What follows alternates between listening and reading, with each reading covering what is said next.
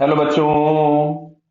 यहां लिखा है a solid sphere and a hollow sphere of equal mass and radius are placed over the rough horizontal surface after rotating it about its center of mass with angular velocity omega naught.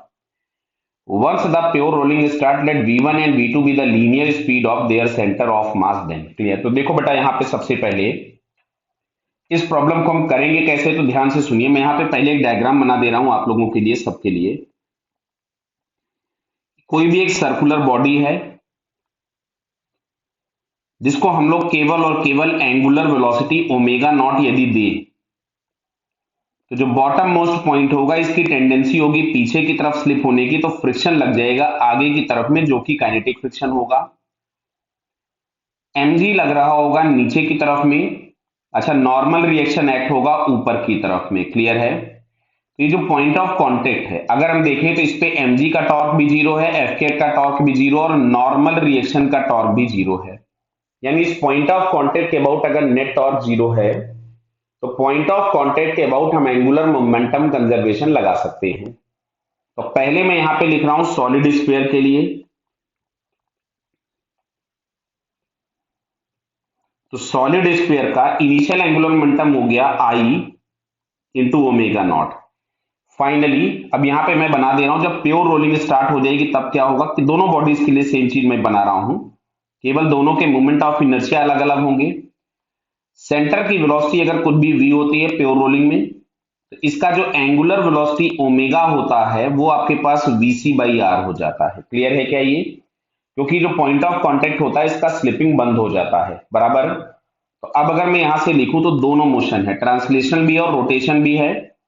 तो translational motion के लिए हम लोगों ने लिख दिया m v into r, because हम इस पॉइंट ऑफ कांटेक्ट के लिए लिख रहे हैं, प्लस आईसीएम इंटू ओमेगा। बराबर? चलिए मैं वैल्यूज पुट कर देता हूं। तो 2/5 m r square into omega not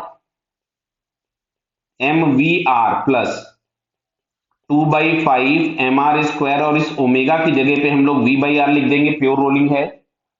इस r से r कैंसिल हो गया, सारे m कैंसिल हो गए, और एक r आप और कैंसिल कर दीजिए। क्लियर? तो देखो यहां से हमारे पास आ रहा है 2r omega naught by 5 is equals to v plus 2v by 5। बराबर है? ये हो गया बेटा 7v by 5 is equals to 2r omega naught by 5। 5 से 5 कैंसिल हो गया, मतलब सॉलिड स्फीयर की वेलोसिटी जिसको इसने v1 लिखा था, तो यहां से फाइनली हम लोगों के पास सॉल्व करके जो v1 इज इक्वल्स टू मिलेगा, this is 2r omega naught by 7। Clear बेटा? अच्छा, सिमिलरली अगर हम हॉलो स्फीयर की बात करें, तो हॉलो स्फीयर के लिए भी हॉलो स्फीयर के लिए भी पॉइंट ऑफ कांटेक्ट के अबाउट एंगुलर मोमेंटम कंजर्व होगा। तो अगर मैं हॉलो स्फीयर के लिए लिखता हूं तो आई इंटू ओमेगा, तो 2/3 m r square into omega naught initial angular momentum, m v into r plus 2/3 m r square into omega, और ओमेगा की जगह पे एज इट इज हम वी बाई आर लिख देंगे।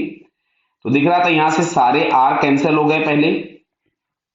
क्लियर? सारे एम कैंसिल हो गए, तो फाइनली हमारे पास ये आ रहा है 2r omega naught by 3 is equals to v plus 2/3v। तो ये हम लोगों के पास हो गया 5/3v is equals to 2r omega by 3। तो 3 से 3 कैंसिल हो गया।